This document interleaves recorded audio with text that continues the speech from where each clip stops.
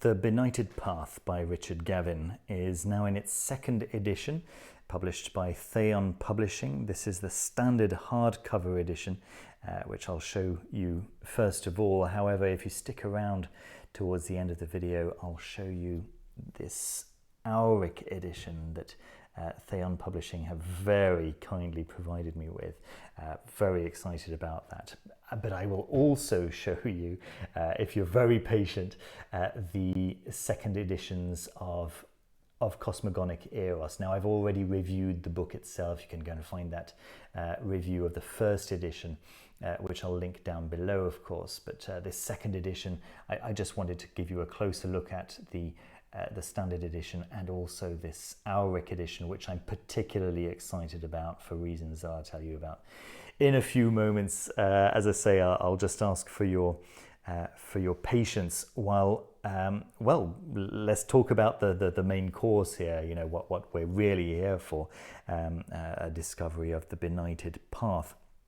So first of all, this standard hardcover. Let me show you the form of it. First of all, it's real buckram. This is the buckram that I prefer. It's not too furry.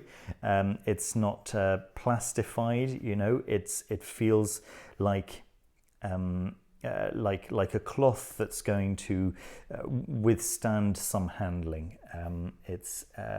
And it's beautiful, as you can see, this really rich, deep blue with this kind of two-tone black interlaid. It's very, very nice. And that lovely stamp of the Gorgon's head on top. The spine is very beautiful as well, as you can see. So yeah, that's the look of the book. You know that if you're coming to a Foolish Fish review, you're gonna get talked at about the look of the book for sure. The look and the feel of the book. Very, very nice end papers, kind of textured there. Very, very lovely. Let me get to the point that you're waiting to hear about, which is the contents, of course. So Richard Gavin is talking from experience. It's very clear to me that he has a deep passion for what he's talking about, a deep passion for the left-hand path. And this is one of the rare instances in which I've taken a great pleasure in reading someone's account and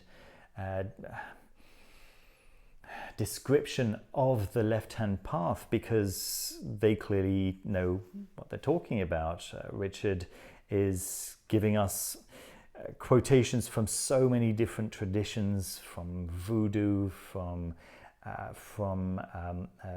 Hinduism, from Faustianism, from really just so many sources, Kenneth Grant, and so on and so forth. He really knows what he's talking about. He's not writing this to make a buck or two off a few edgy teenagers, right? This is the real deal, and it's a delight to read. It's all the more delightful than his style is beautiful. If I ever write a book, I hope that it will be as expertly written as the book that Richard Gavin has written here. It's a joy to read. He doesn't shy away from difficult words, but he doesn't drown the reader in in difficult words. He doesn't talk down to the reader, but he makes sure that his sentences are short, to the point, and contain one idea each. He's not leaving you behind at any point. This makes you feel cleverer than, well, certainly made me feel cleverer than I probably am. It's writing well is an art. Writing with clever words is an art, but it's a different art. Writing for understanding in a way that is beautiful is something that is so rare to find, and it's right here. But I digress. I'm going back into the form here. Let's get a little bit back into the substance, which is Richard Gavin's understanding of the left-hand path, which he's clearly got from not only intensive studies, very clearly from intensive studies, but from personal experience. He gives us a really nice praxis as the first appendix over here. Very, very lovely. Initiation for the solo practitioner who would be interested in approaching this benighted path. Very beautiful. And then the second appendix over here is on the Faustian Pact. Very, very interesting topic there. But yeah, he goes through nightmares. He goes through the various deities that are central to the left-hand path, from Hellenismos, from it's so complete. It's as I say, a joy to read, an absolute joy to read, and also really beautifully produced by Theion Publishing, who have done a fantastic job, you know, with the these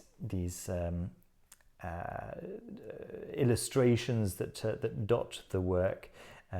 You've got the nightmare there, of course, and then if we go a little bit earlier, I think we've got some Gustave Doré a couple of times, I believe. I think we might have Lucifer a little bit further down. I can't remember if it's Lucifer or Satan. But yes, and then these lovely illuminated capital letters all the way through, which are really, really lovely. So it's a really beautiful production as well, you know. The pages are on the whiter side, right? Certainly whiter than many books in the same style. But there, if you've read anything else by Theion Publishing, you'll know more or less what I'm talking about.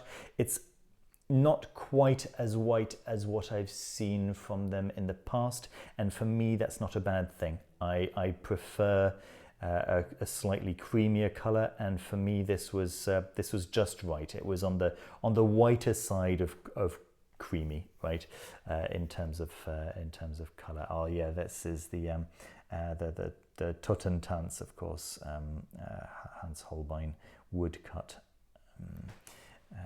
There's a whole book of those, of course, published by Black Letter Press, that I've done a review for in the past. So there we go. That's my general take on the Benighted Path. I think that if you're at all interested in the left-hand path, whether you're already a devotee of the left-hand path, or if you're only interested, you know, you're a little bit confused about the whole thing, this, I would say, is a really, really nice overview, a really understanding, a really good way into either just understanding or understanding and starting to practice, if that's what you're interested in.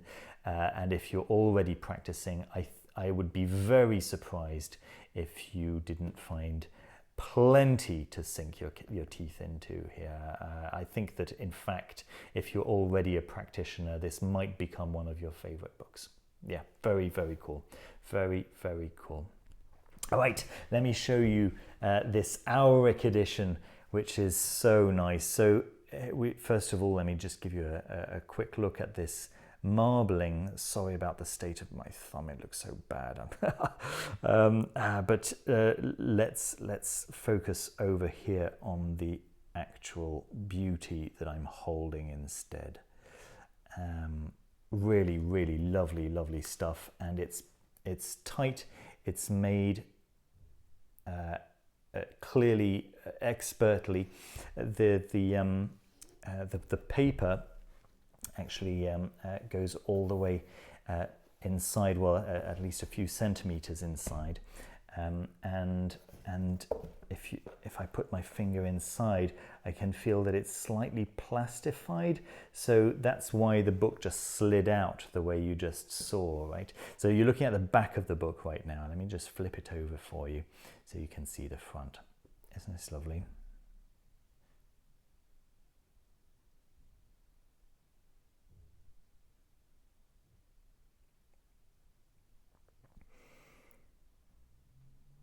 Very, very beautiful edition.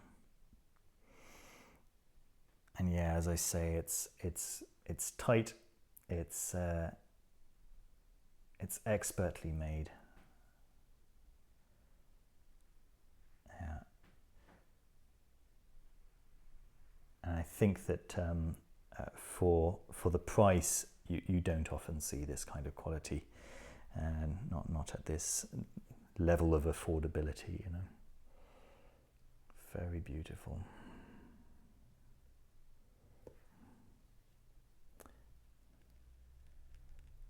I really like the two-tone aspect here with the gold and the silver.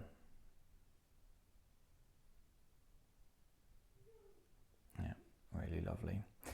And then of course the main difference on the inside is that it's numbered. At the time of recording this, I believe, although I'm not 100% sure, I'll leave links down below, of course, but I believe that there are still a few, just a handful of these Auric editions still available. I'm not 100% sure. If there are, there certainly aren't very many. But yeah, let me also, while I'm here, let me also show you, as I promised you at the beginning of the review, let me also show you this second edition of Cosmogonic Eros. So much more beautiful than the first edition, which was already very nice. Yeah, you might remember it was quite stark.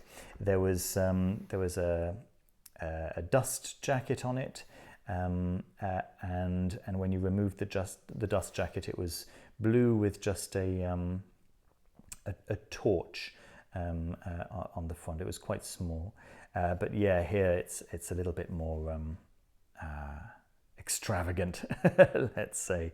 I just really love that combination of red and gold. It really pops. You know, if I show you my shelves up there, the ones with red and gold, really, they're the ones that they certainly stand out, you know. Yeah, the inside is identical, yeah, or maybe not identical. I'm not actually. I might have misspoken there. The layout, the look is identical. There may have been some small changes. I'm not 100% sure. I'll leave links down below where the answer to that question is certainly going to appear for sure. And here is the Auric edition of Cosmogonic Eros. Now, what's so special about this is the price. I think this was made available for certainly under $200. I think it was $150, something along those lines, possibly. Yeah, I think it was around $150. And to find a quarter-bound, an actually quarter-bound book in leather at that price is, yeah, it doesn't happen. It doesn't happen, and it's because of the ways that they've done this. You can see that there are no bands, yeah, on the spine here. It's just that there are these lovely gold stamps which kind of remind one of bands, but they are not in fact bands, and so of course this really keeps the price down.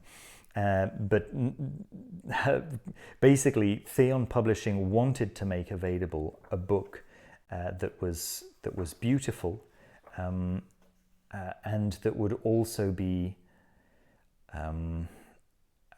affordable by a wider public than many of their previous Auric editions, which they're a lot of money. You know, when you're making small batches of beautiful books, the price is unavoidably very, very high, and by producing this book the way they have, look at this lovely marbling on this. Look how beautiful that is. By producing the book the way they have, they've been able to make this gorgeous book available at a price that is closer to being affordable for a wider audience, right? There's no question that $150 is still going to be out of reach for many, many, many people, but fewer. Excuse me.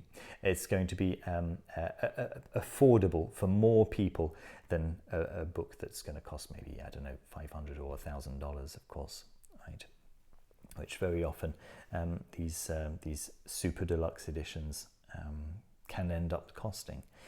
So I thought that was a really, really nice move by Theion, a kind move.